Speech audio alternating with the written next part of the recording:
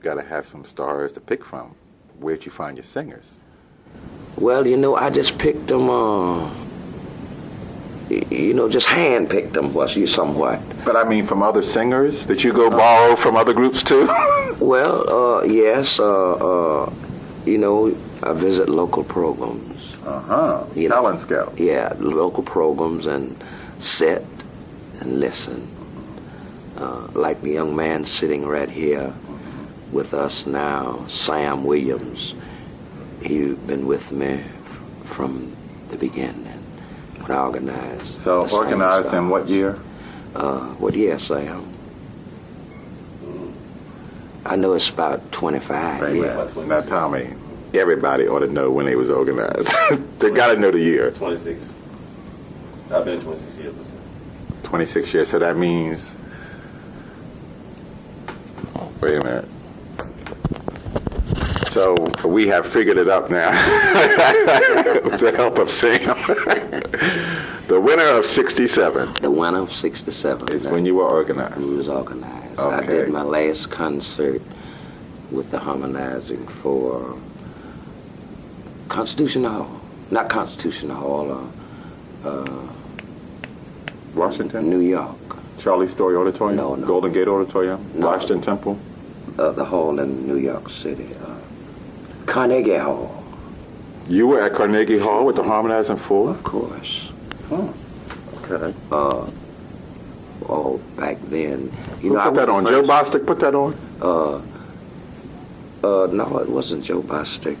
He was the big man up he there. was the big man. We went to Madison Square Garden with Joe Bostic. For his anniversary? Yeah. When he had everybody in the world, didn't pay half of them, okay. Mahalia Jackson. Yeah, didn't pay half the people.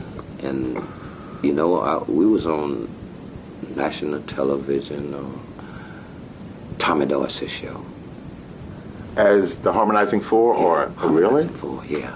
They're an excellent group of men. I have a lot of respect for them. Excellent group. They were the first ones who bring the Soul Stirrers to Virginia. That's right. And we went, the Harmonizing Four, I saw on the back of one of your albums here where they introduced you. Were they more or less somewhere on one of those albums it says that they exposed you to the record company or something? They did something for Tommy Ellison and the singer song? Oh, yeah, the Harmonizing Four. I have a lot of respect for them. Do you ever see them? Oh, of course. I was at, Joe Williams. Yes, the manager. Old Gospel Joe. Yeah, he passed, and I was at the funeral. And Lonnie and Colt and, his son, His son has a leg off. Yeah, a leg off. Yeah. We're very close. Good. That's very close. That you kept your ties We're with very close today. In fact, when I had my 25th anniversary in Charlotte this past Easter. Now, see, if you knew that much, if you called it your 25th, then you should have known what year you were starting. Yeah. You celebrate ahead of time. the silver anniversary. Yeah. You have on silver tuxedos? No, we had on something else. Oh, okay. We had the Harmonizing Four as our guest. Did you? Where did you have it at? Down in Charlotte Park Center. In fact, they did a video on it. 1967, you organized Tommy Ellison, the Singing Stars. Who was in the original group, Tommy? Sam, Charlie Baker, Sam's brother, Henry Williams, Billy Hardy, Richard, Smitty, a fella that's passed on now named Bill Whitty, and a gentleman that live in Florence, South Carolina now. He have a local group down there, Lamont Hoyne, we call him Pete. That's two quartets, all them folks. So that was your first Well, group? back then, we had something like a choir. A little ensemble there. Yeah. With big afros. Yeah, with big process. This is the funniest cover. When I look at this cover, this the first album? I believe so, yeah. This is the first album. Yeah, okay. This is the first, Born Again. And some of them look so young. This little fella here, look like he's no more than 14, 15 years old. Yeah, so that's Sam's brother. That's your little brother? No, he older than me. He older than Sam. Really? Yeah. Yeah, he older than Sam. Yeah. Well, he got a bush there. I'll tell you that. A lot of hair, huh? A lot of hair. Well, hair was in the 60s. Platform shoes, bell-bottom trousers, them plaid and checkered suits. Yeah, I was wearing an afro then. Yeah, I was wearing an afro. I was real young. What year was this album I done? was young and nice looking back then. They might have the date on some of these albums. Sometimes they do at the bottom, sometimes they don't. But that had to be late, after you organized in 67, how long did it take before you got a record? That had to be around close to 70. Okay. Uh-huh. Hop Records, John Bowden. John Bowden. Uh-huh. Yeah. And just been on, working. Who played on your sessions when you were on Hob? Of course, you had your own musicians. Was there anybody on the organ? Do you remember a female on the organ? Carlton. Hampton Carlton. Hampton All right. Carlton. All right. Yes. Yeah. Yeah. I saw him last year for the first time. I hadn't seen him since the 70s or 60s. And sometime when we would record back then, Professor Herman Stevenson, you remember him? Sure, I remember Herman Stevenson. I have an album by him and his singers. Yeah. Yeah, he was a great album. It wasn't but really, had Carlton, but there was a Becky Carlton. Yeah, Becky Carlton, and then you had who was briefly married to Hampton Carlton. Hampton Carlton. Yeah. And then back then, really, the two top organ players back then was Herman Be Stevenson. careful. The two top in the gospel. And the two greatest organ players, so you say. Back then, was it was like I said, it was more good ones, but these was more known. Like Carlton was good, but the ones was known around the country was Herman Stevenson and Maceo Woods. Okay, I can challenge you on that. I can call out some other names. Billy Preston. Billy Preston. Yeah. Alfred Bolden. Alfred Bolden. I know all of them. You talking about some legends. Yes, indeed. Yes, indeed. Well, maybe why I said that is because they were New Yorkers. They was New you Yorkers. was prejudiced. They was New Yorkers.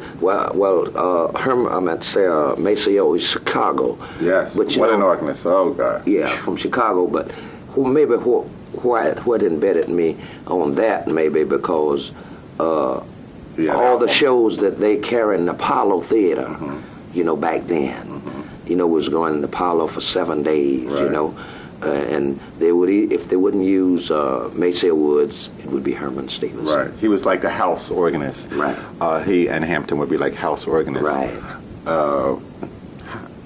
The Apollo, your first time in there with the Singing Stars. My first time in there with Singing Stars, I went in there with the Harmonizing Four. I was with the Harmonizing Four. We was the first. We went in there when they first started carrying gospel. And then later, I went with the Singing Stars. When you're with another group as just one of the background singers, and then the Lord bless you to come into your own, and you're in charge, and you're responsible. Yeah. How big of a change was it for you? Well, it was a change because, all I had to do was just get dressed and go to the program and sing. See, before, all you had to do was follow the leader. Follow the leader. But then, in 67, you became the leader. I became the leader, and it wasn't hard. I enjoyed it. Did you set, as I've often said, in order to last in this business, you have to set some standards. That's what I did. The Byrds are very, very strict. Yeah. They're very strict. No females in the car unless it's your wife. Shoes got to be the same. Everything got to be this and everything got to be that. Were you a disciplinarian? Yes, I were. Still is. Did you have a hard time because you're getting young people? You had the privilege to sing with some great people before you got your own group. you had an opportunity to learn what discipline was and what was expected out of you. But now you are incorporating people who maybe did not have an opportunity to sing with professional people before. And so you had to be like the daddy. Yes, well, the Lord blessed me to be able to handpick fellas, that it wasn't hard. They had some within them, you know, they had principles, you know. There's certain things, you know, that they were somewhat raised like I were.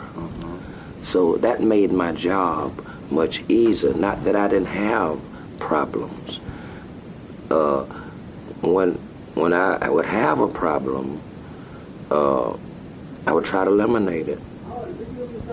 You have to go by the rules and the regulations here. You have to respect what you're doing.